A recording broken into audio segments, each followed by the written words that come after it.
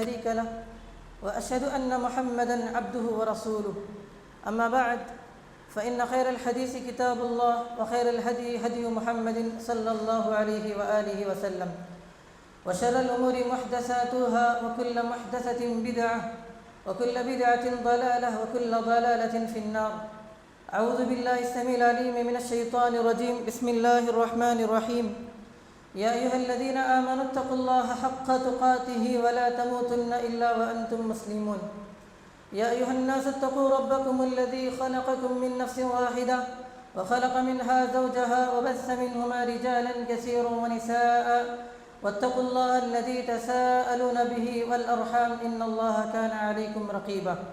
يا أيها الذين آمنوا اتقوا الله وقولوا قولا سديدا يصلح لكم أعمالكم ويغفر لكم ذنوبكم ومن يطع الله ورسوله فقد فاز فوزا عظيما.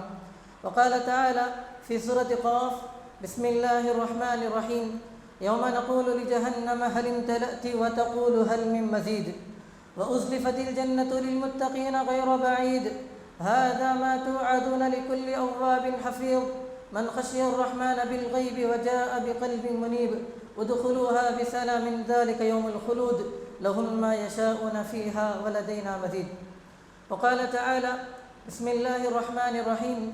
قل إن كنتم تحبون الله فاتبعوني يحببكم الله ويغفر لكم ذنوبكم والله غفور رحيم.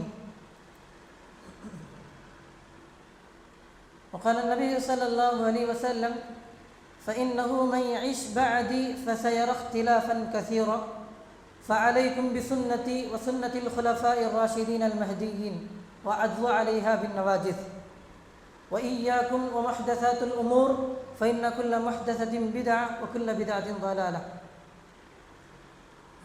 سبحانك لا علم لنا إلا ما علمتنا إنك أنت العليم الحكيم. اللهم انفعني بما علمتني وعلمني ما ينفعني وزدني علما. حضرات، یقیناً ہر قسم کی حمد و ثنا، تعریف و توصیف، کبریائی، بڑائی اسی اللہ وحدہ لا شریک لہ کے لیے لائق، زیبا اور سزاوار ہے جو ہم سب کا خالق ہے. اس سے بڑھ کر اللہ تبارک و تعالیٰ نے مجھ پر اور آپ پر انگنت انعامات و احسانات سے نوازا ہے. انہی نعمتوں میں سے ایک بہت بڑی نعمت اللہ تبارک و تعالیٰ نے مجھے اور آپ کو مسلمان بنایا اور اسی طرح پیارے نبی صلی اللہ علیہ وسلم کا امتی ہونے کا شرف بخشا. یہ بہت بڑی نعمت ہے. یقیناً ذرا سوچو ہمارے اندر وہ کیا کمال تھا ہوگا، ہمارے اندر وہ کیا خصوصیت تھی ہوں گی، یا ہماری وہ کون سی چیز تھی ہوں گی جس کو اللہ تبارک و تعالیٰ نے پسند کر کے ہمیں ایک تو مسلمان بنایا اور آخری امتی ہونے کا شرف بخشا اور اس سے بڑھ کر اپنے محبوب نبی جناب محمد رسول اللہ صلی اللہ علیہ وسلم کو مطیع و فرما بردار بنایا. فللہ الحمد علی ذالک. اور اس کے بعد انگنت تعداد میں درود و سلام ہو تمام انبیاء علیہ الصلاۃ والسلام پر، بالخصوص میرے اور آپ کے آخری نبی جناب محمد رسول اللہ صلی اللہ علیہ وآلہ وسلم کی ذات مبارکہ اور مطہرہ پر، جن کی اطاعت اور جن کی اتباع کرنے میں ہمارے لیے دنیا میں بھی کامیابی ہے اور آخرت میں بھی کامیابی ہے. اور نبی صلی اللہ علیہ وسلم کی نافرمانی کریں گے تو اللہ تبارک و تعالیٰ بھی نافرمانی ہوں گی اور جس کی وجہ سے دنیا میں بھی ناکامی ہوں گی اور آخرت میں بھی ناکامی ہوں گی. حضرات، ایک تو تمہید کے طور پر میں نے بات آپ کے سامنے پیش کی ہے کہ اللہ تبارک و تعالیٰ نے مجھے اور آپ کو اپنے آخری نبی جناب محمد رسول اللہ صلی اللہ علیہ وسلم کو امتی بنایا. ایک بہت بڑی چیز ہے اور بہت بڑا انعام ہے اللہ تبارک و تعالیٰ کی جانب سے. ذرا سوچو اللہ تعالیٰ کی اتنی انعامات ہمارے اوپر ہیں، اتنے احسانات ہمارے اوپر ہیں کہ ہم دن رات ان انعامات اور ان احسانات کو گننے کے لیے بیٹھ جائیں، ہم گنتے گنتے تھک جائیں گے ہم. اور اللہ کے جو نعمتیں ہیں ان نعمتوں کو گننے کے لیے یہ کائنات میں اس زمین پر جتنے درخت ہیں ان درختوں کو کاٹ کر ان کو قلم بنا لیں، اور جتنے سمندر ہیں سارے سمندروں کے پانی کو روشنا انک بنا لیں اور اللہ تبارک و تعالیٰ کی حمد و ثنا بیان کرنے کے لیے بیٹھ جائیں. اللہ تبارک و تعالیٰ کی حمد و ثنا کبھی ختم ہونے والی نہیں، اللہ تعالیٰ کی کلمات کبھی ختم ہونے والے نہیں ہیں. سورہ کہف کے آخری میں سورہ لقمان میں اللہ تبارک و تعالیٰ نے اس کے بارے میں بتایا ہے. لیکن کسی بھی نعمت کے بارے میں اللہ تبارک و تعالیٰ نے احسان نہیں جتایا. اگر احسان جتایا ہے وہ نبی صلی اللہ علیہ وسلم کی بعثت۔ سورہ آل عمران پڑھیں، اللہ تعالیٰ نے فرمایا لقد من اللہ علی المؤمنین، اللہ تعالیٰ نے مومنوں پر احسان کیا ہے۔ وہ احسان کیا ہے؟ اللہ تعالیٰ نے مومنوں کے درمیان ایک رسول کو بھیجا، یعنی نبی صلی اللہ علیہ وسلم کو اللہ تبارک و تعالیٰ نے بھیجا۔ یہ اتنا بڑا انعام ہے، اتنی بڑی نعمت ہے جس پر اللہ تبارک و تعالیٰ نے احسان جتایا ہے۔ تو صرف ہم نبی صلی اللہ علیہ وسلم کے امتی ہیں، آپ صلی اللہ علیہ وسلم کے ساتھ اپنے آپ کو جوڑ لے کافی نہیں۔ آدمی اپنے آپ کو کسی آدمی کی طرف منسوب کر لے، یہ کامیابی کا ضامن نہیں ہے، یہ کامیابی کا سبب نہیں ہے۔ کامیابی کا سبب یہ ہے ہم جس آدمی کی طرف اپنے آپ کو جوڑ رہے ہیں، جس آدمی کی طرف اپنے آپ کو منسوب کر رہے ہیں، ہماری پوری زندگی اسی آدمی کے بتائے طریقے کے مطابق گزرے۔ مثال کے طور پر نوح علیہ السلام کا بیٹا اپنے آپ کو نوح کا بیٹا کہا کرتا تھا، لیکن صرف منسوب ہونے کی وجہ سے وہ کامیاب نہیں ہوا۔ یہی وجہ ہے پیارے نبی صلی اللہ علیہ وسلم نے فرمایا من بطأ به عمله لم يسرع الیہ نسبہ، جسے اس کا عمل پیچھے چھوڑ دے اس کا نام و نسب اسے آگے نہیں بڑھا سکتا۔ قیامت کے دن یہ انساب، یہ نسبتیں کچھ کام آنے والے نہیں۔ تو اسی طرح میں کہنا یہ چاہتا ہوں، اگر ہم صرف نبی صلی اللہ علیہ وسلم کے امتی ہونے کے ناطے ہم دعوے کرتے بیٹھ جائیں یا اپنے آپ کو ان کی طرف منسوب کرتے ہوئے بیٹھ جائیں اور عمل میں کچھ بھی نہیں ہے، یہ چیز کامیابی کا ضامن نہیں ہے۔ ہم جس طرح دعوے کرتے ہیں محبت کے، ہم جس طرح دعوے کرتے ہیں نبی صلی اللہ علیہ وسلم کسی عشق کے، اس سے کہیں بڑھ کر نبی صلی اللہ علیہ وسلم کا اطاعت کا جذبہ ہمارے اندر ہونا چاہیے۔ اب ایک بات میں نے آپ کے سامنے رکھی، بیان کی، محبت اور عشق۔ بہت سے لوگ نبی صلی اللہ علیہ وسلم سے عشق کا دعویٰ کرتے ہیں۔ یہ لفظ عشق ایک دم گھٹیا لفظ ہے، ڈکشنری کے طور پر دیکھا جائے لفظ عشق ایک دم گھٹیا لفظ، اس سے کہیں بڑھ کر محبت کا جو لفظ ہے، یہ محبت کا لفظ بڑا پاکیزہ لفظ ہے۔ ذرا آپ خود اندازہ لگائیں، اللہ تعالیٰ نے آپ کو سمجھ عطا کی ہے۔ لفظ عشق ہم اپنے ماں باپ کے لیے استعمال کر سکتے ہیں؟ نہیں کر سکتے۔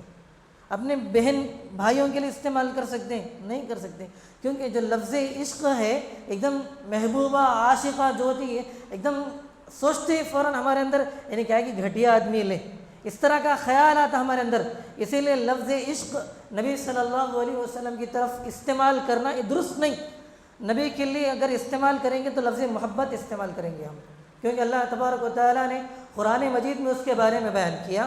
پیارے نبی صلی اللہ علیہ وسلم نے اتنے احادیث کے اندر کہیں بھی لفظ عشق کا استعمال نہیں کیا، اگر استعمال کیا تو نبی صلی اللہ علیہ وسلم نے لفظ محبت کا استعمال کیا۔ تو ہم نبی صلی اللہ علیہ وسلم سے محبت کریں، یہ نبی صلی اللہ علیہ وسلم کے حقوق میں سے ایک بنیادی حق ہے، اور ہم محبت کرنے آگے الحمدللہ۔ چلو، ہمارے دل میں نبی کی محبت اپنی جان سے بڑھ کر ہے، اپنے مال سے بڑھ کر ہے، غرض کہ دنیا کی ساری چیزوں سے بڑھ کر ہمارے نزدیک نبی صلی اللہ علیہ وسلم کی محبت ہے، مان گئے ہم۔ اب آگے کیا کرنا؟ صرف دعویٰ کرنا یا دعوے کے بعد اس دعوے کو سچ کر کے دکھانا؟ دعویٰ کرنا کمال نہیں ہے، دعویٰ ہر ایک کر سکتا ہے، لیکن اس دعوے کو پورا کرنا یہی کمال ہے۔ عربی کی کہاوت ہے، ایک شعر ہے، لو کان حبک صادقا لاطعته ان المحب لمن يحب مطیع۔ اگر تیری محبت سچی ہوتی تو اپنی محبت میں سچا ہوتا تو اس کی اطاعت کرتا۔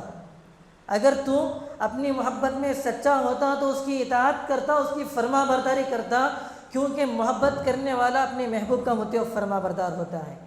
ہم نبی صلی اللہ علیہ وسلم سے محبت کرتے ہیں، محبت سے کہیں بڑھ کر ہم اطاعت کریں گے نبی صلی اللہ علیہ وسلم کی۔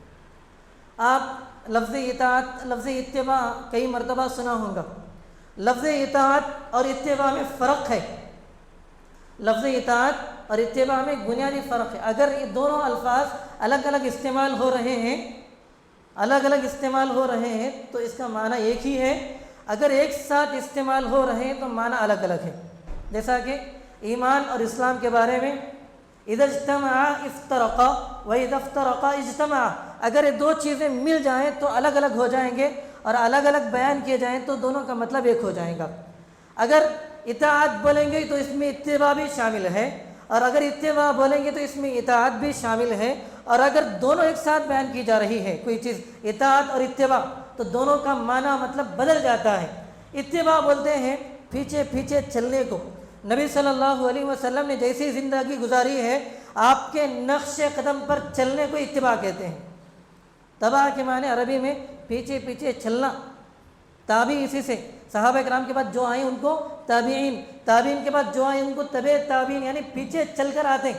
صحابہ کرام کے نقش قدم پر چلنے والوں کو تابعین کہتے ہیں، تابعین کے نقش قدم پر چلنے والوں کو تبع تابعین کہتے ہیں۔ تو تابعی کے معنی ہے پیچھے پیچھے چلنا۔ پیارے نبی صلی اللہ علیہ وسلم کے لیے اللہ تبارک و تعالیٰ نے قرآن مجید میں اتباع کا لفظ بھی استعمال کیا، یعنی ہماری پوری زندگی نبی کے نقش قدم پر ہو۔ دوسرا، نبی صلی اللہ علیہ وسلم کے لیے لفظ اطاعت استعمال کیا۔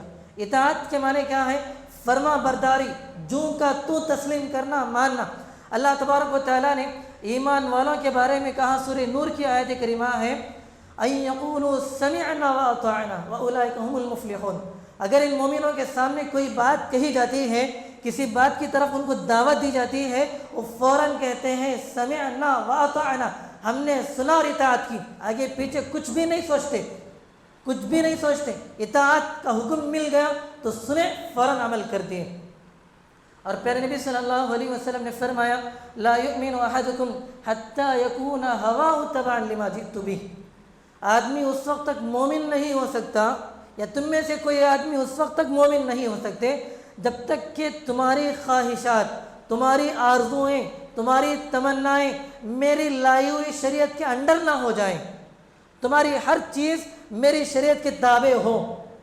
یہ نبی صلی اللہ علیہ وسلم نے فرمایا۔ آج کی خطبہ جمعہ میں ہم انشاءاللہ نبی صلی اللہ علیہ وسلم کی اطاعت کے حوالے سے کچھ باتیں رکھنے کی کوشش کریں گے، کیونکہ ابھی عید میلاد النبی گزری ہے نہیں؟ نبی صلی اللہ علیہ وسلم کے حوالے سے ربیع الاول کا مہینہ چل رہا ہے، تقریباً آخری ایام ہے، تو ایسے موقع پر موقعوں کی مناسبت سے کچھ باتیں ہونی چاہیے۔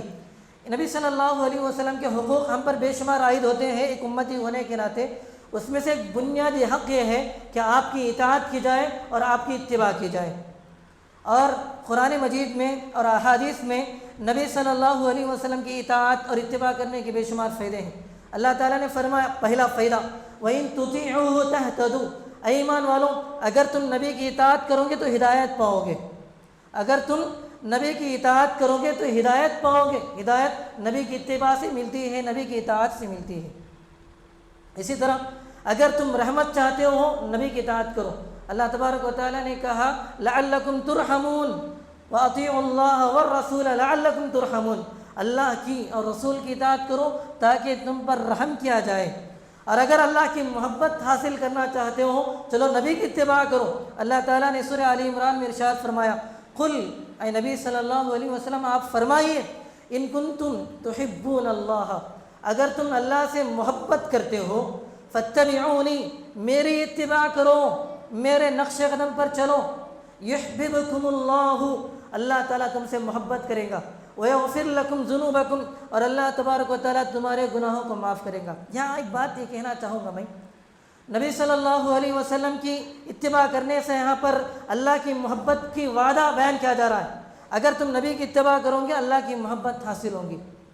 اللہ کی محبت اگر مل جائے تو سمجھ لیجئے ہماری دنیا بھی بن گئی اور آخرت بھی بن گئی، کیونکہ پیارے نبی صلی اللہ علیہ وسلم فرماتے ہیں، اگر اللہ تبارک و تعالیٰ کسی بندے سے محبت کرتے ہیں، جب اللہ تبارک و تعالیٰ کسی بندے سے محبت کرتے ہیں تو جبرائیل کو بلاتے ہیں، اے جبرائیل میں فلاں بندے سے محبت کرتا ہوں، تم بھی محبت کرو۔ جبرائیل محبت کرنے لگ جاتے ہیں۔ جبرائیل آسمان کی مخلوقات کے درمیان یہ اعلان کرتے ہیں اور کہتے ہیں، اے آسمان کے مخلوقوں، اللہ تعالیٰ فلاں بندے سے محبت کرتا ہے، میں بھی فلاں بندے سے محبت کرتا ہوں، تم بھی اس سے محبت کرو۔ تو آسمان کی جتنی مخلوقات ہیں ساری مخلوقات فلاں بندے سے محبت کرنے لگ جاتی ہیں، اور یہ بات زمین والوں کے اندر ڈال دی جاتی ہے، زمین والوں کے اندر یہ بات ڈال دی جاتی ہے تو زمین والے بھی اس بندے سے محبت کرنے لگ جاتے ہیں۔ تو ذرا سوچیں، آپ اللہ کی محبت حاصل کرنے کا فائدہ یہ ہے، آپ آسمان کی مخلوقات کے نزدیک بھی محبوب ہو گئے اور زمینی مخلوقات کے نزدیک بھی آپ محبوب ہو گئے، سبحان اللہ۔ اور اسی طرح اگر اللہ تعالیٰ کسی بندے سے نفرت کرتے ہیں تو جبرائیل سے بلا کر کہتے ہیں، جبرائیل میں فلاں بندے سے نفرت کرتا ہوں، تم بھی نفرت کرو۔ جبرائیل نفرت، آسمان کی ساری مخلوقات نفرت اور زمین کی ساری مخلوقات نفرت۔ یہاں جو لوگ دین کا کام کرنے لگتے ہیں تو انہیں لوگوں کے فتنے سے، لوگوں کے فساد سے یا لوگوں کی دشمنی سے ڈرنے کی ضرورت نہیں۔ انشاءاللہ اللہ تبارک و تعالیٰ ہم سے محبت کرے گا، اللہ تبارک و تعالیٰ ہمارے لیے کافی ہوں گا انشاءاللہ۔ واللہ یعصمک من الناس ان اللہ لا یہدی القوم الکافرین۔ اسی طرح پیارے نبی صلی اللہ علیہ وسلم کی اطاعت کریں گے تو دنیا کی کامیابی سے بڑھ کر آخرت کی کامیابی ہے نہیں، بہت بڑی کامیابی حاصل ہوگی۔ آپ ہر خطبہ جمعہ میں سنتے ہیں وَمَن يُطِعِ اللَّهَ وَرَسُولَهُ فَقَدْ فَازَ فَوْزًا عَظِيمًا، جو اللہ کی اطاعت کرے اور رسول اللہ صلی اللہ علیہ وسلم کی اطاعت کرے وہ بہت بڑی کامیابی پا لیا اس نے۔ اور کامیابی کیا ہے؟ جنت میں داخلہ، اور جنت میں داخلہ نہیں، جنت میں اعلیٰ مقام پر اللہ تعالیٰ فائز کریں گا۔ سورہ نساء میں اللہ تبارک و تعالیٰ نے ارشاد فرمایا، ہم ذرا سوچیے، دعا کرتے ہیں اللہ تعالیٰ سے، ہم ہر نماز میں دعا کرتے ہیں، ہر رکعت میں دعا، اہدنا الصراط المستقیم صراط الذین انعمت علیہم، اے اللہ ہمیں ان لوگوں کے راستے پر لے چل جن کے راستے پر چلنے والوں پر تو نے انعام کیا ہے، یعنی انعام یافتہ لوگوں کے صف میں شامل ہونے کی ہم اللہ تعالیٰ سے دعا کرتے ہیں، اے اللہ ہمیں انعام یافتہ لوگوں میں شمار فرما۔ اور کیا الحمدللہ اس سے بڑی خوش نصیبی اور کیا ہو سکتی ہے؟ نبی کی اطاعت کریں گے یہ دعا قبول ہو جائیں گی انشاءاللہ۔ نبی کی اطاعت کرو یہ دعا قبول ہو جائیں گی، کیونکہ اللہ تعالیٰ نے سورہ نساء میں ارشاد فرمایا وَمَن يُطِعِ اللَّهَ وَالرَّسُولَ فَأُولَئِكَ مَعَ الَّذِينَ أَنْعَمَ اللَّهُ عَلَيْهِمْ مِنَ النَّبِيِّينَ وَالصِّدِّيقِينَ وَالشُّهَدَاءِ وَالصَّالِحِينَ، جو آدمی اللہ کی اطاعت کرے گا اور رسول اللہ صلی اللہ علیہ وآلہ وسلم کی اطاعت کرے گا، ایسا آدمی قیامت کے دن انبیاء کے ساتھ ہوگا، صدیقین کے ساتھ ہوگا، شہداء اور صالحین کے ساتھ ہوگا، وحسن اولئک رفیقا، اور یہ کیا ہی بہترین دوست ہیں کہ اللہ تبارک و تعالیٰ۔ یقیناً اس سے بڑی اور خوش نصیبی ہمیں کیا چاہیے؟ جنت۔ اللہ تعالیٰ نے کہا وَمَن يُطِعِ اللَّهَ وَرَسُولَهُ يُدْخِلْهُ جَنَّاتٍ تَجْرِي مِن تَحْتِهَا الْأَنْهَارُ خَالِدِينَ فِيهَا أَبَدًا۔ تو الغرض بے شمار فائدے ہیں، نبی صلی اللہ علیہ وسلم کی اطاعت کریں گے تو بے شمار فائدے ہیں۔ اللہ کی اطاعت کرنا ہے، گویا نبی کی اطاعت کرنا، اللہ کی اطاعت کرنا۔ اور اسی طرح گمراہی، ہر طرح کی گمراہی سے بچاؤ کا ذریعہ ہے نبی کی اطاعت۔ پھر نبی صلی اللہ علیہ وسلم نے فرمایا قد ترکت فیکم امرین، میں تمہارے درمیان دو ہی چیزیں چھوڑ کر جا رہا ہوں، لن تضلوا ما ان تمسکتم بہما، جب تک تم ان دو چیزوں کو تھامے رہو گے۔ تمسک کا لفظ بہت زیادہ مضبوطی کے ساتھ تھامنے کے لیے استعمال ہوتا ہے، جسے یہ اعتصام کا لفظ بھی استعمال کیا گیا، یہ اعتصام، تمسک، ایک دم مضبوطی کے ساتھ ہاتھ سے چھوٹ نہ پائے۔ لن تضلوا ما ان تمسکتم بہما، جب تک تم انہیں مضبوطی سے تھامے رہو گے گمراہ نہیں ہوں گے۔ وہ دو چیزیں کیا ہیں؟ ایک قرآن مجید، دوسرا پیارے نبی صلی اللہ علیہ وسلم کی حدیث، کتاب اللہ و سنت نبی صلی اللہ علیہ وسلم۔ یہی وجہ ہے، ذرا آپ سوچئے، یقیناً آپ نے غور کیا ہوگا جہاں جہاں سے سنتیں چھوٹ گئیں وہاں وہاں بدعتیں پیدا ہو گئیں۔ یہ جہاں بدعت پیدا ہوتی ہے اس کی وجوہات میں سے ایک وجہ سنت کا ختم ہونا۔ ہم جیسے جیسے سنتوں کو ختم کریں گے بدعتیں ویسے ویسے پیدا ہوتی جائیں گے، جنم لیتے رہیں گی۔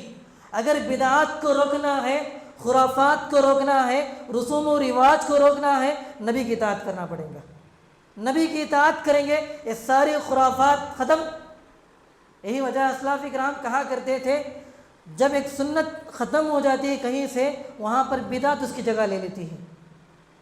جب سنت کہیں سے ختم ہو جاتی ہے، مثال کے طور پر نبی صلی اللہ علیہ وسلم نے نکاح کے بارے میں جو باتیں بیان کی ہیں، اگر وہاں ہم نے سنت کو چھوڑ دیا تو بدعات رسومات آ گئیں۔ جب ہم نے وفات کے سلسلے میں نبی کی سنت کو چھوڑ دیا بدعات و خرافات نے جنم لے لیا۔ تو جب سنت ختم تو سمجھ لیجئے وہاں پر بدعت پیدا ہو گئی۔ اور اسی طرح نبی صلی اللہ علیہ وسلم کی اطاعت گویا کہ ہر طرح کے اختلافات سے بچنے کا ذریعہ ہے۔ پھر نبی صلی اللہ علیہ وسلم نے فرمایا میرے بعد جو لوگ آئیں گے وہ بہت زیادہ اختلاف دیکھیں گے، امت کے اندر بہت زیادہ اختلاف آئے گا۔ ایسے اختلاف کے موقع پر کیا کرنا؟ فعلیکم بسنتی وسنت الخلفاء الراشدین المہدیین، جب اختلافات زیادہ ہو جائیں گے تو میری سنت کو لازم پکڑو، خلفاء راشدین کی سنت کو لازم پکڑو، ہے نہیں؟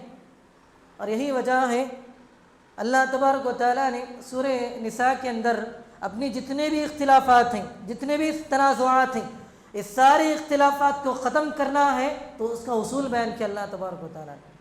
سورہ نساء کی آیت کریمہ، یا ایھا الذین آمنوا اطیعوا اللہ واطیعوا الرسول واولی الامر منکم فإن تنازعتم فی شیء فردوہ الی اللہ والرسول۔ اگر تمہارے درمیان کسی مسئلے میں اختلاف ہو جائے، اس اختلاف کو ختم کرنے کے لیے قرآن مجید کی طرف لوٹو۔ اگر قرآن میں حل نہیں نکل رہا، نبی صلی اللہ علیہ وسلم کی احادیث کو دیکھو، حل نکل جائیں گے انشاءاللہ۔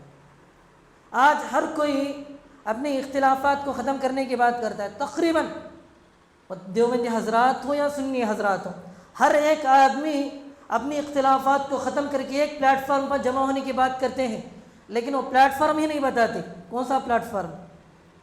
بولتے سارے لوگ اختلافات ختم کر کے ایک پلیٹ فارم پر آ جاؤ، اور پلیٹ فارم کیا ہے؟ اور پلیٹ فارم یہی نبی کی اطاعت، نبی کی اطاعت ہی پلیٹ فارم ہے، اس پر جم جاؤ، سارے اختلافات ختم انشاءاللہ۔ کیونکہ اللہ تعالیٰ نے کہا وَأَطِيعُوا اللَّهَ وَرَسُولَهُ وَلَا تَنَازَعُوا، اے لوگوں اللہ کی اطاعت کرو اور رسول اللہ صلی اللہ علیہ وسلم کی اطاعت کرو، وَلَا تَنَازَعُوا، اور اختلافات نہ کرو۔ یہاں غور کرنے کی بات یہ ہے، اللہ اور اس کے رسول کی اطاعت کے فوراً بعد اختلافات سے بچنے کا حکم دیا جا رہا ہے۔ وجہ کیا ہے؟ اطاعت رسول ختم، اختلافات شروع۔ اگر نبی صلی اللہ علیہ وسلم کی اطاعت ختم تو وہاں پر اختلافات شروع۔ یہی وجہ ہے ہمیں زندگی کے ہر معاملے میں اطاعت کرنا پڑے گا نبی صلی اللہ علیہ وسلم کی۔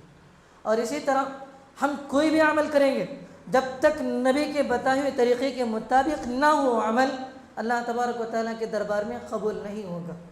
کتنا بھی بڑا کام کر لو آپ، کتنی بھی بڑی عبادت کر لو، جب تک نبی کی اطاعت نہیں ہوگی، نبی کی اتباع نہیں ہوگی، نبی کے بتائے ہوئے طریقے کے مطابق وہ عمل نہیں ہوگا، وہ عمل نہیں۔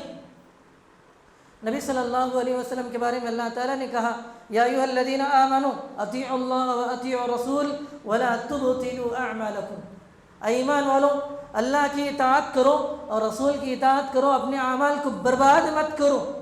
اگر تم نبی کے طریقے کو چھوڑ کر اپنے طریقے پر عبادتیں کرو گے، نبی کے طریقے کو چھوڑ کر اپنے طریقے سے اعمال کرو گے، تمہارے اعمال برباد، تمہاری دنیا برباد، تمہاری آخرت برباد۔ نبی صلی اللہ علیہ وسلم نماز کے حوالے سے فرمایا صلو کما رأیتمونی اصلی، تم نماز اسی طرح پڑھو جس طرح مجھے پڑھتے ہوئے دیکھا ہے۔ تو صحابہ اکرام نے تکبیر تحریمہ سے لے کر سلام پھیرنے تک چھوٹی سی چھوٹی حرکت بھی بیان کر دی نبی صلی اللہ علیہ وسلم کی۔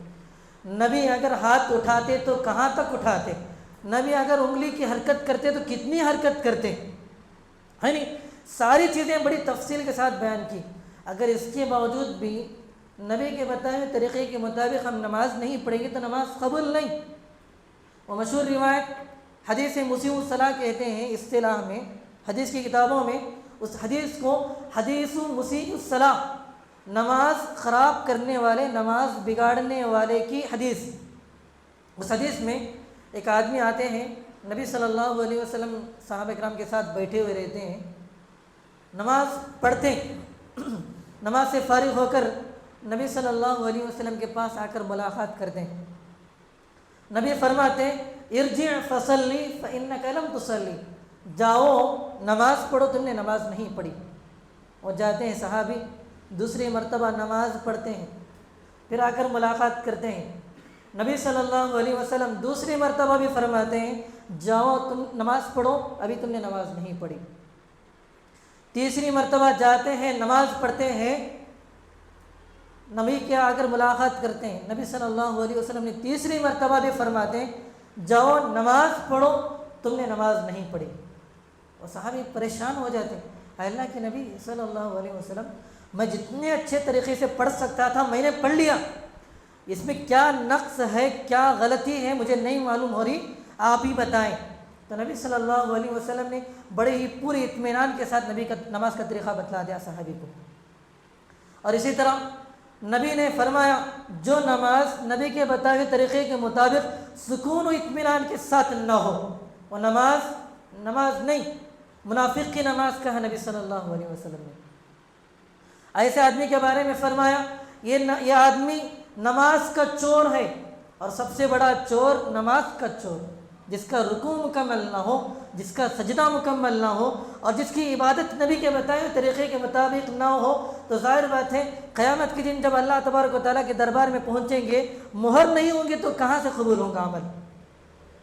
نبی کی مہر نہ ہو وہ عمل بالکل قبول نہیں، اللہ تعالیٰ دیکھے گا بھی نہیں۔ اسی لیے ہم جو بھی عمل کریں گے ذرا سوچ سمجھ کر کریں کہ ہم واقعتاً جو عمل کر رہے ہیں نبی کے بتائے ہوئے طریقے کے مطابق کر رہے ہیں نہیں کر رہے ہیں۔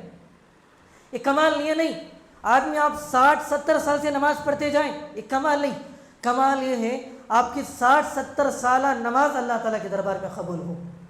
اگر آپ نماز پڑھ رہے ہیں لیکن آپ کی ایک بھی نماز قبول نہ ہو تو کیا فائدہ؟ یہ میں اپنی طرح سے بات نہیں بتا رہا ہوں، حدیث ہے، راوی حدیث حضرت ابو ہریرہ رضی اللہ تعالیٰ عنہ ہیں، اور بیان کرتے ہیں نبی اکرم صلی اللہ علیہ وسلم نے ارشاد فرمایا، ان الرجل لیصلی صلاۃ 60 سنۃ اور 70 سنۃ، ایک آدمی 60 سے 70 سال تک نماز پڑھتا ہے لیکن حالت یہ ہوتی ہے اس کی ایک بھی نماز اللہ تعالیٰ کے دربار میں قبول نہیں ہوئی رہتی۔ 60 سال کا نمازی لیکن ایک بھی نماز قبول نہیں ہوئی، کیا فائدہ اس میں؟ اسی طرح روزے کے حوالے سے نبی صلی اللہ علیہ وسلم نے فرمایا، ذرا سوچیے آپ، بالکل نبی صلی اللہ علیہ وسلم حدیبیہ کے مقام پر ہیں، آپ صلی اللہ علیہ وسلم نے روزہ توڑ دیا۔ روزہ توڑنے کے بعد کچھ صحابہ کے بارے میں معلوم ہوا، وہ صحابہ نے روزہ نہیں توڑا، تو نبی صلی اللہ علیہ وسلم نے فرمایا انہوں نے ابو القاسم کی نافرمانی کی۔ روزہ رکھ سکتے تھے، روزہ رکھنے کی طاقت تھی، کوئی غلط کام نہیں کر رہے تھے، باقاعدہ نبی کے طریقے کے مطابق ہی انہوں نے روزہ رکھا تھا، لیکن اس کے باوجود بھی جب نبی نے روزہ توڑا تو انہوں نے نہیں توڑا، تو کہا کہ انہوں نے ابو القاسم کی نافرمانی کی۔ تو الغرض حضرات، ہم جو بھی عبادتیں کریں گے نبی صلی اللہ علیہ وسلم کے بتائے ہوئے طریقے کے مطابق کریں گے، تبھی جا کر ہماری عبادتیں قبول ہوں گی انشاءاللہ۔ صحابہ کرام رضوان اللہ علیہم اجمعین چھوٹے سے چھوٹے معاملے میں بھی نبی کی اطاعت کے بارے میں فکر کیا کرتے تھے۔ ابو بکر رضی اللہ تعالیٰ عنہ ہیں جن کو انبیاء کے بعد سب سے بڑا مقام حاصل ہے، ابو بکر رضی اللہ تعالیٰ عنہ، افضل الانسان بعد الرسل، سارے رسولوں کے بعد سب سے افضل آدمی، افضل انسان حضرت ابو بکر رضی اللہ تعالیٰ عنہ ہیں۔ وہ بیان کرتے ہیں، صحیح بخاری میں اثر موجود ہے ان کا، لست تارکا شیئا من عمل رسول اللہ صلی اللہ علیہ وسلم، میں نبی کے عمل میں سے کوئی بھی کام چھوڑنے والا نہیں ہوں، خواہ وہ چھوٹا ہو یا بڑا ہو، کیونکہ کہیں ایسا نہ ہو میں کوئی عمل چھوڑ دوں نبی صلی اللہ علیہ وسلم کے اعمال میں سے اور اس عمل کو چھوڑنے کی وجہ سے میں گمراہ ہو جاؤں۔ اطاعت ابو بکر رضی اللہ تعالیٰ عنہ کی، اور عمر رضی اللہ تعالیٰ عنہ بڑے جلال والے اور جلیل صحابی ہے نہیں، عمر رضی اللہ تعالیٰ ان کے بارے میں آتا ہے، حجر اسود کو مخاطب کر کے عمر رضی اللہ تعالیٰ عنہ فرما رہے ہیں، اے حجر اسود، میں اچھی طرح سے جانتا ہوں تو پتھر ہے، تو ایک پتھر ہے، تیرے اندر نہ نفع پہنچانے کی طاقت ہے نہ نقصان سے بچانے کی طاقت ہے، لیکن میں نے میرے نبی کو دیکھا ہے کہ تجھے چوما ہے میرے نبی نے، بس اسی چیز کو مد نظر رکھتی ہوں، میں بھی تجھے بوسہ دے رہا ہوں، میں تجھے چوم رہا ہوں۔ نبی کو چومتے ہوئے دیکھا تو عمر چوم رہے ہے نا، اگر نبی نہیں چومے ہوتے تو عمر بھی نہیں چومتے، یہ اطاعت۔ اور عمر رضی اللہ عنہ کے بارے میں یا احادیث میں بہت زیادہ لکھا ہوا ہے، حضرت عمر رضی اللہ تعالیٰ اگر کسی مسئلے میں فیصلہ سناتے اپنی طرف سے، اگر ان کو فیصلہ سنانے کے بعد معلوم ہوتا نبی نے کچھ الگ فیصلہ سنایا ہے تو فوراً عمر رضی اللہ تعالیٰ اپنے فیصلے سے رجوع ہوتے تھے، اور نبی نے جس طرح فیصلہ دیا اسی طرح فیصلہ دیا کرتے تھے عمر رضی اللہ تعالیٰ۔ یہ عبداللہ بن مسعود رضی اللہ تعالیٰ عنہما ہیں، ذرا سوچیے اطاعت کتنی زیادہ۔ آئے مسجد میں داخل ہوئے، نبی خطبہ دے رہے تھے، اچانک نبی خطبہ دے رہے تھے تو صحابہ اکرام کھڑے ہوئے تھے، نبی نے فرمایا بیٹھ جاؤ، نبی نے فرمایا بیٹھ جاؤ۔ عبداللہ بن مسعود رضی اللہ تعالیٰ عنہ یہ حدیث سننا تھا، یہ بات سننا تھا، دروازے ہی میں بیٹھ گئے عبداللہ بن مسعود رضی اللہ تعالیٰ عنہ۔ اسی طرح ان کے بارے میں یہ بھی بات مروی ہے، کسی آدمی سے بحث ہو گئی عبداللہ بن مسعود رضی اللہ تعالیٰ عنہ کی، اور یہ حق پر تھے، عبداللہ بن مسعود رضی اللہ تعالیٰ عنہ حق پر تھے، اور انہیں حق نہیں مل رہا تھا. غصے میں آ گئے عبداللہ بن مسعود رضی اللہ تعالیٰ عنہ. کھڑے ہیں اور کھیت ہے، کھیت میں پانی ہے، پورا کیچڑ ہے وہاں پر. عبداللہ بن مسعود رضی اللہ عنہ غصے میں آ گئے. غصے میں آنے کے بعد فوراً بیٹھ گئے. کیچڑ دیکھے نہیں، کیا بھی نہیں، بیٹھ گئے. بیٹھنے کے بعد بھی غصہ ختم نہیں ہوا، لیٹ گئے عبداللہ بن مسعود رضی اللہ تعالیٰ عنہ، کیچڑ ہی میں لیٹ گئے. جو لوگ وہاں پر تھے انہوں نے عبداللہ بن مسعود رضی اللہ عنہ سے پوچھا کیا بات ہے، آپ نے ایسی حرکت کیوں کی؟ عبداللہ بن مسعود رضی اللہ عنہ نے کہا بات دراصل یہ ہے، میں نے نبی کو فرماتے ہوئے سنا ہے اگر کسی کو غصہ آ جائے اگر کھڑا ہے تو بیٹھ جائے اور بیٹھا ہے تو لیٹ جائے. تو مجھے نبی کی حدیث یاد آ گئی تو میں نے نبی کی حدیث پر عمل کر لیا. یہ جذبہ عبداللہ بن مسعود رضی اللہ عنہ کا. حذیفہ بن یمان رضی اللہ عنہ کے بارے میں آتا ہے سرداروں کے ساتھ بیٹھ کر کھانا کھا رہے ہیں، سرداروں کے ساتھ بیٹھ کر کھانا کھا رہے ہیں، اچانک لقمہ نیچے گر گیا.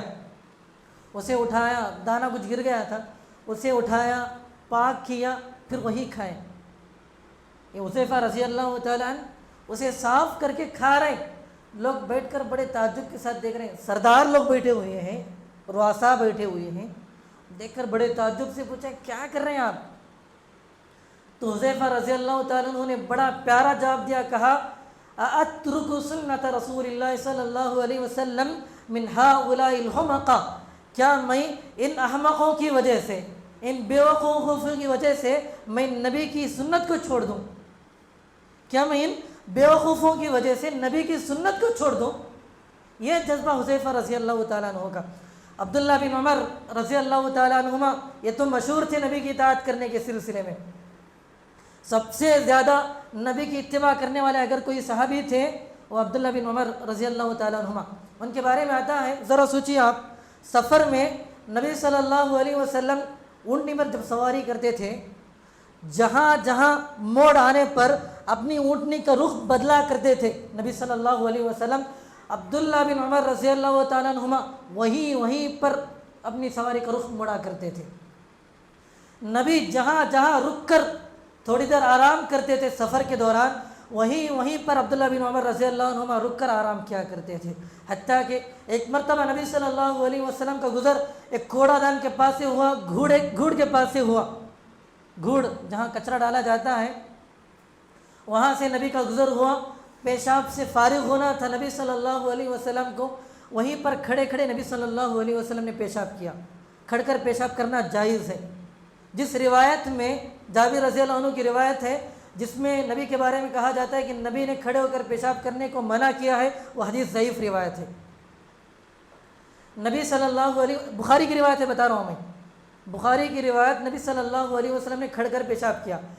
تو عبداللہ بن عمر رضی اللہ تعالیٰ عنہما نے جہاں نبی نے کھڑے ہو کر پیشاب کیا وہیں پر پیشاب نہ آنے کے باوجود بھی اسی کیفیت کے ساتھ بیٹھ کر، اسی حیت کے ساتھ بیٹھ کر وہاں سے اٹھے نبی صلی اللہ علیہ وسلم. عبداللہ بن عمر رضی اللہ عنہما. لوگوں نے پوچھا آپ نے پیشاب تو نہیں کیا لیکن بیٹھنے کی وجہ کیا تھی؟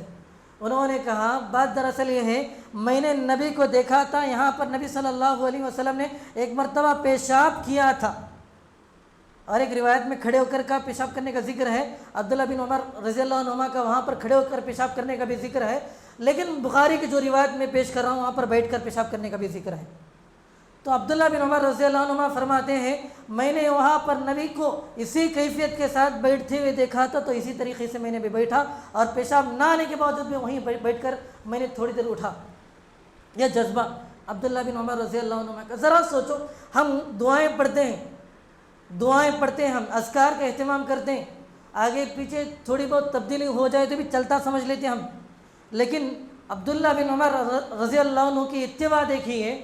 ایک مرتبہ ان کے سامنے ایک آدمی چھینکتے ہیں، چھینک کر کہتے ہیں الحمدللہ والسلام علی رسول اللہ، الحمدللہ والسلام علی رسول اللہ، یہ بات بولتے ہیں.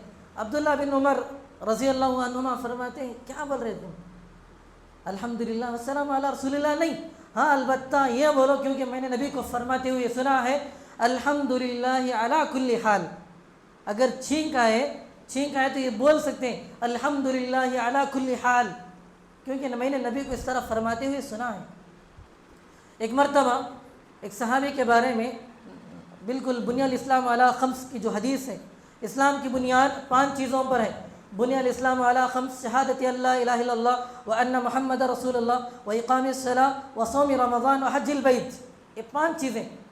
پہلے توحید کا ذکر، نماز کا ذکر، اس کے بعد زکوٰۃ کا ذکر، چوتھے نمبر پر روزے کا ذکر، رمضان کے روزے کا ذکر، 5ویں نمبر پر حج کا ذکر۔ ایک صحابی عبداللہ بن عمر رضی اللہ تعالیٰ عنہ حدیث پیش کرتے ہیں اسی ترتیب کے ساتھ۔ وہ صحابی پوچھتے ہیں چوتھے نمبر پر بیت اللہ کا حج اور 5ویں نمبر پر رمضان کے روزے، یعنی آگے پیچھے کر دیتے ہیں۔ چوتھے نمبر پر بیت اللہ کا حج، 5ویں نمبر پر رمضان کے روزے۔ تو عبداللہ بن عمر رضی اللہ عنہ فرماتے ہیں نہیں، یہ ترتیب نہیں، میں نے نبی کو اسی ترتیب کے ساتھ سنا ہے، پہلے رمضان کے روزے، بعد میں بیت اللہ کا حج۔ اتنا زیادہ اہتمام، اللہ اکبر۔ خریم اسدی رضی اللہ عنہ کے بارے میں آتا ہے، نبی صلی اللہ علیہ وسلم نے ایک مرتبہ ان کی تعریف کرتے ہوئے کہا، نعم الرجل خریم اسدی، یہ خریم اسدی کتنا اچھا آدمی ہے، ماشاءاللہ بہت اچھا آدمی، کاش یہ اپنے جو بال ہیں، خریم اسدی کے بارے میں آتا ہے، صحابی ہیں یہ، ان کے بال یہاں تک تھے، تقریباً بہت لمبے بال تھے ان کے، اور ان کی جو پینٹ تھی، ازار جو پہنتے تھے تہبند، وہ تہبند ٹخنے سے بہت زیادہ نیچے لٹکا کرتی تھی۔ نبی صلی اللہ علیہ وسلم نے خریم اسدی کے بارے میں کہا، صحابہ اکرام بھی بیٹھے ہوئے تھے، یہ خریم اسدی بہت اچھا آدمی ہے، کاش یہ اپنے بال کٹ کر لیتا اور اپنے جو تہبند ہے یہ تہبند کو اوپر اٹھاتا تو کتنا اچھا ہوتا۔ بعض لوگ آ کر خریم اسدی کو بتاتے ہیں کہ نبی نے اس طرح تمہارے بارے میں کہا ہے، فوراً چاقو لیتے ہیں، کینچی بھی نہیں، چاقو لیتے ہیں اپنے ہاتھوں سے، جو بال زیادہ لمبے آ گئے تھے ان بالوں کو کانوں کی لو تک کاٹ لیتے ہیں خود سے، کیونکہ نبی نے ناپسند کیا۔ یہاں تک بال تھے، حدیث سنا فوراً کاٹ لیے بال، اور پینٹ بالکل ٹخنے سے نیچے تھی، کاٹ لیے، نصف ساق یہاں تک کاٹ لیتے اپنی تہبند۔ افضل کیا ہے، اب پینٹ ٹخنے سے اوپر پہنتے، الحمدللہ ٹخنے سے اوپر پہنا کرو، کیونکہ جو حصہ پینٹ کا ازار کا ٹخنے سے نیچے ہوگا جہنم کی آگ میں جلے گا، یہ بات آپ سنتے ہیں، لیکن اسلاف نے اس میں بھی افضل چیز بیان کی ہے۔ یہ جو ہے ٹخنے سے اوپر پہننا یہ جائز، ٹخنے سے اوپر پہننا جائز، لیکن یہاں تک پہننا افضل۔ آج ہم نے ان ساری چیزوں کو چھوڑ دیا، افضل جائز سے ہٹ کر ہم نے حرام چیز میں بھی آ گئے، کیونکہ پینٹ کا ٹخنے سے نیچے لٹکانا حرام ہے، کبیرہ گناہ ہے۔ ایک کتاب بتا رہا ہوں، اس کتاب کا مطالعہ کر لیجئے، شیخ ابن عثیمین، شیخ بن باز وغیرہ نے یہ کتاب لکھی ہے الحمدللہ، کیا یہ بھی حرام ہے؟ کتاب کا نام کیا یہ بھی حرام ہے، بالکل چھوٹی ہے، رومن انگلش میں بھی آپ کو مل جائیں گی، بالکل چھوٹی، آپ بیٹھیں گے تو انشاءاللہ 1 گھنٹے میں ختم کر سکتے ہیں کتابوں۔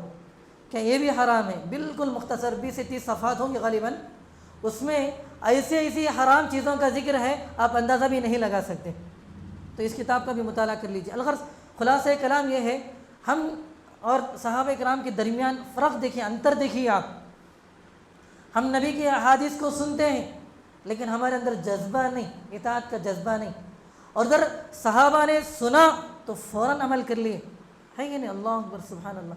خریم اسدی سے بڑھ کر نمونہ ہمارے لیے، پینٹ کو ٹخنے سے نیچے لٹکانے والوں کے لیے خریم اسدی سے بڑھ کر نمونہ نہیں ہو سکتا، ہے نہیں؟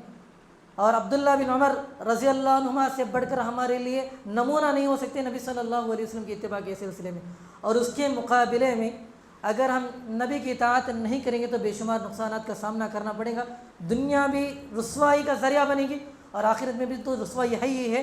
اللہ تبارک و تعالیٰ نے کہا، وَمَن يُشَاقِقِ الرَّسُولَ مِن بَعْدِ مَا تَبَيَّنَ لَهُ الْهُدَى وَيَتَّبِعْ غَيْرَ سَبِيلِ الْمُؤْمِنِينَ نُوَلِّهِ مَا تَوَلَّى وَنُصْلِهِ جَهَنَّمَ وَسَاءَتْ مَصِيرًا، ہم اس کی جو حالت ہے اس حالت کو بدل کر رکھ دیں گے اگر نبی کی نافرمانی کرے گا۔ نبی کی نافرمانی، ذرا سوچئے، نماز پڑھ رہے ہیں صحابی، نبی نے آواز لگائی تو اس آواز پر لبیک نہیں کہا، فوراً جا نہیں سکے تو نبی صلی اللہ علیہ وسلم ناراض ہو گئے، وقتی طور پر تھوڑی بہت ڈھیل ہو گئی، تاخیر ہو گئی، اس کے باوجود نبی اتنا ناراض ہو گئے۔ ہم ذرا سوچیں ہماری پوری زندگی نبی کے نافرمانی میں گزری ہوگی تو اللہ تبارک و تعالیٰ ہمارے سے کتنا ناراض ہوں گا۔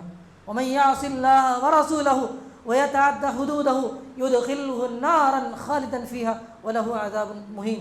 یہ کچھ باتیں میں نے آپ کے سامنے رکھی ہیں۔ اللہ تعالیٰ سے دعا ہے باری تعالیٰ ہم سب کو مرتے دم تک چھوٹی سی چھوٹی چیز میں نبی صلی اللہ علیہ وسلم کی اطاعت اتباع کرنے کی توفیق عنایت فرمائے۔ آپ کی اتباع ہی، آپ کی اطاعت ہی ہمارے لیے دنیا میں بھی کامیابی کا ضامن ہے اور آخرت میں بھی کامیابی کا ضامن ہے۔ آپ کی نافرمانی، یہ ایک بھی چیز چھوڑیں گے، نبی صلی اللہ علیہ وسلم نے فرمایا لا یزیغ عنہا ہالک، جو آدمی اس کو چھوڑے گا ہلاک ہو جائے گا، جو نبی کی اطاعت کو چھوڑیں گا ہلاک اور برباد ہو جائے گا۔ اللہ تبارک و تعالی ہمیں مرتے دم تک نبی کی اطاعت اتباع کرنے کی توفیق عنایت فرمائے اور ہمارے اعمال کو درست کرنے کی توفیق عنایت فرمائے، اور ہمیں نماز نبی کے بتائے ہوئے طریقے کے مطابق پڑھنے کی توفیق عنایت فرمائے، اور ہمیں عبادتیں نبی کے بتائے ہوئے طریقے کے مطابق کرنے کی توفیق عنایت فرمائے۔ آمین ثم آمین۔ اقول قولی ھذا استغفر اللہ لی ولکم ولسائر المسلمین والمسلمات واستغفروہ واتوب الیہ انہ ھو التواب الرحیم۔